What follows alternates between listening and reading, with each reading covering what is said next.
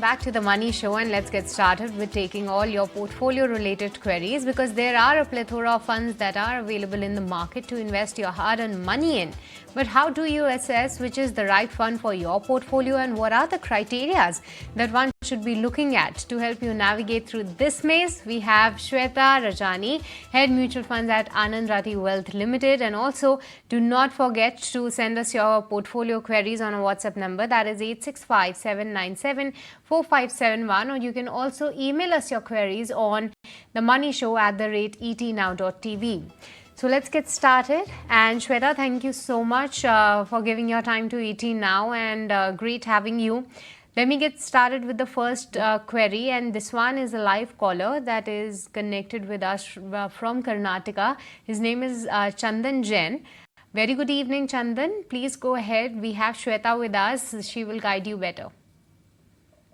नमस्ते. Namaste. ये laces fund में कौन सा इन्वेस्ट करना वो आप करना था. ओके चंदन, आप ELSS फंड में इन्वेस्ट करना चाहते हैं. कोई रकम जो कि आपने सोच के रखी है, और क्या कोई क्या कुछ और भी आप जानना चाहते हैं श्वेता से ELSS के अलावा?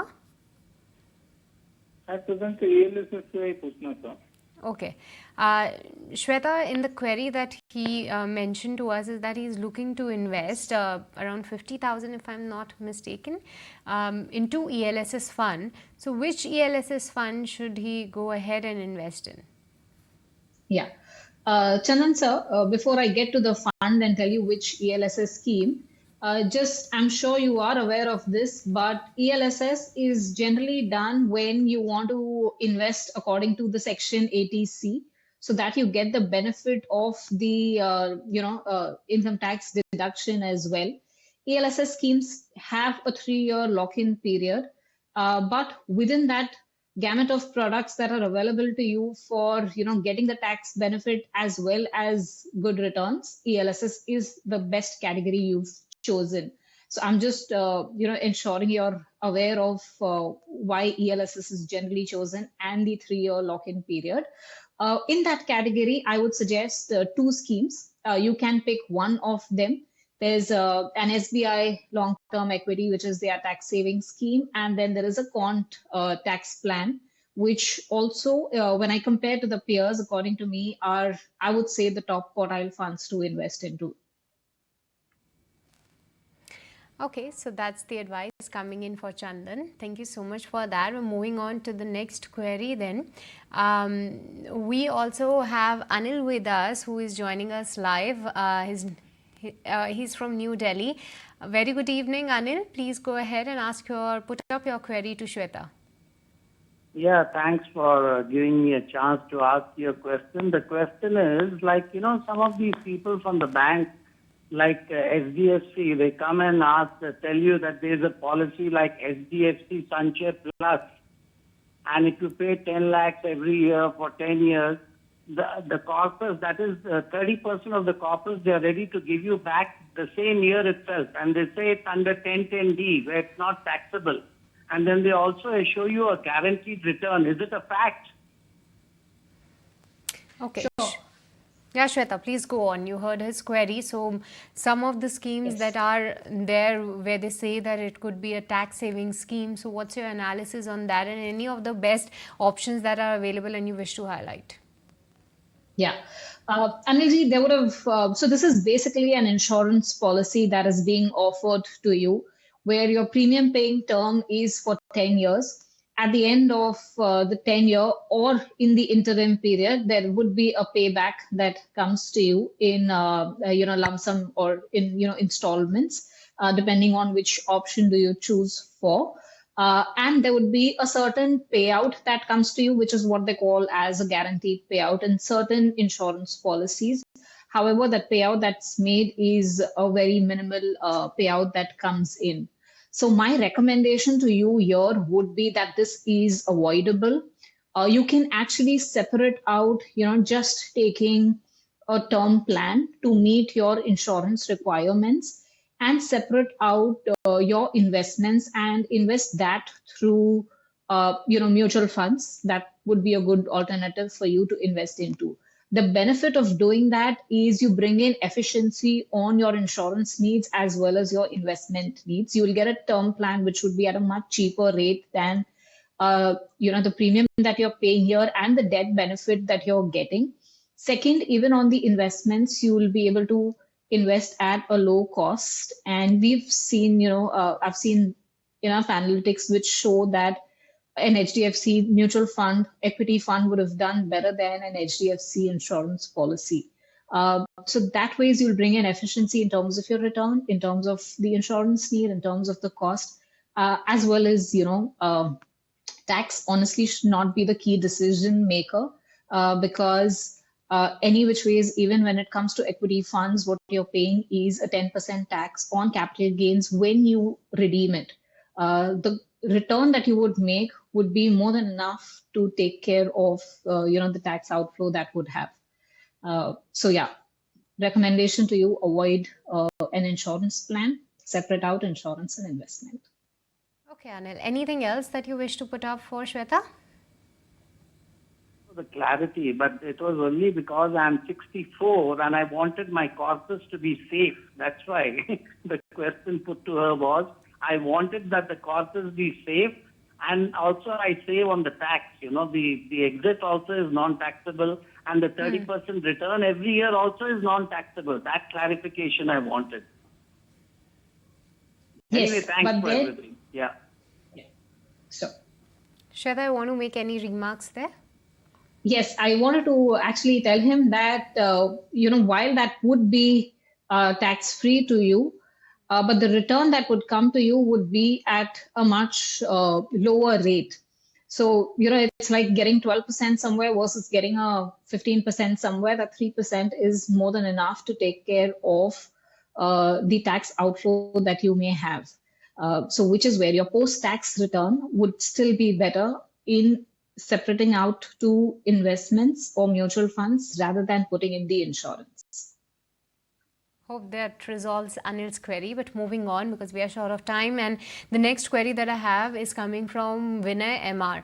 He says that he's retiring and he has a corpus of 1 crore rupees as of now, and he would like to know the avenues for 8% guaranteed regular returns per annum, with principal being safe at the same time. So Shweta, 8% is the return expectation, but now if we look at the inflation, then that's touching roofs with 6 to 7%. So what will be your advice for somebody who is at the retirement age?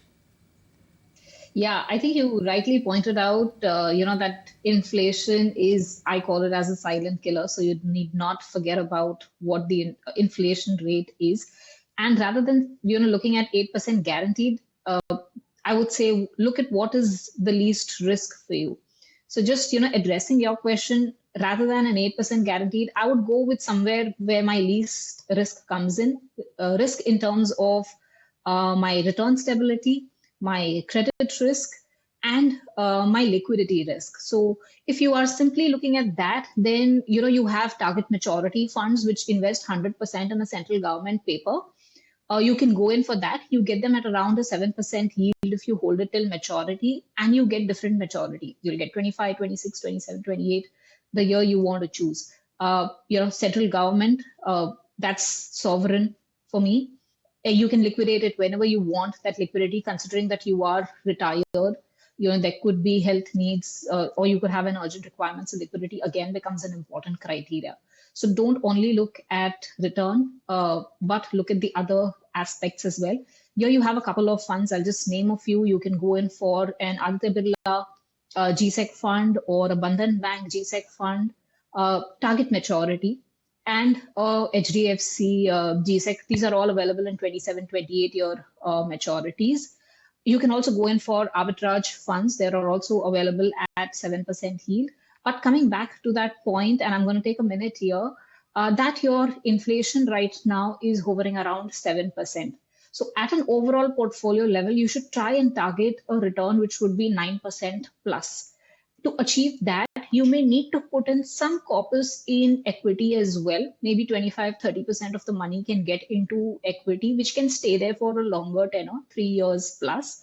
And have a debt component which will help you navigate the 3-4 year period to bear that volatility of equity. So keep that thing in mind as well, to have some money in equity, have a return target which is more than inflation, because while we say CPI is at 6.5, medical inflation is more than the 6.5% CPI, and that's critical when it comes to retirement age.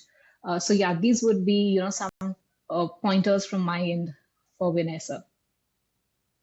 Thank you so much, Shweta. With this, we'll let you go on that. Great having you on the channel, and thank you so much once again for helping all our viewers resolve their portfolio-related queries. But with this, viewers, it's a wrap to today's The Money Show. With this, it's a goodbye from me and the entire team who put the show together. But before we go, broader markets have seen a meteoric rise this particular year. But will this rally sustain going ahead as well? We tried to find an answer to that as we spoke to Sanjeev Bhasin, director at IIFL Securities. So let's listen in to what he has to say. Mid caps have been stellar in the last 4 to 6 months, and that is actually telling you that you were missing the woods for the trees, because most people were tracking the Nifty between 18.5 and 19.5, but mid caps were doubling, tripling, and even going more than that. So it tells you that the sheer underweight and ownership pattern of a lot of the PSUs, particularly railway, defense, power, these have been very, very unsettling sectors for the last 10 years. And lo and behold, in the last 1 year, they have been the most stellar wealth creator. The under ownership continues to be a sore spot. And, there are enough people who are calling it for a top and so on. They may be, when stocks go up 300%, if a 20% a downside happens, there will be alarm bells. But in no way can you change the future of these companies. These are now trending now for the next 3-5 years. And in the short run, yes, there is a little bit of froth, but I think it will be an evening out pattern. I still think there is room on the upside, and you have to be invested in these stocks. And if you have held them, Kavita, over the last 3-4 years, then only you are laughing your way to the bank. All right, so there is upside room still left. But then, having said that, Sanjeev, what are the kind of valuation in terms of sectors that you see are very comfortable in this mid-cap, small-cap category specifically, where you see more upside? So see, there will always be earnings to catch up. These were very, very good dividend plays by itself. I'll give you a brief, 7, 8 years, 10 years back, a Neyveli lignite used to be at 11 rupees and it used to give 11% dividend. PFC REC gave 11-12% dividend just till 2 years back at 90 rupees. Now suddenly those stocks are up three times or 5 times in the 7.